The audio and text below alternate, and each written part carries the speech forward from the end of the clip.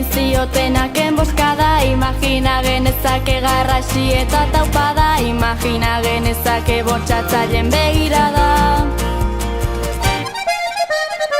Guztia argi zegoen argiegi behar bada. Salatzeak merezi du hartu hainuen patxada. Eta gaur berriro diogu honezkero nahikoa da.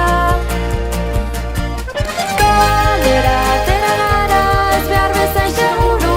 Noski sinisten dizugu mundua aldatzea da.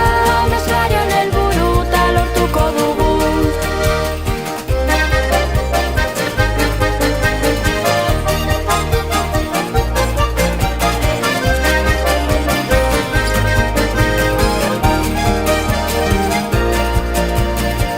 Emakume eta gizonak zein dugu konbibentzia. Ez bada non dago tolerantzia. Bortz gizonetan eska bat ez badugu violentzia.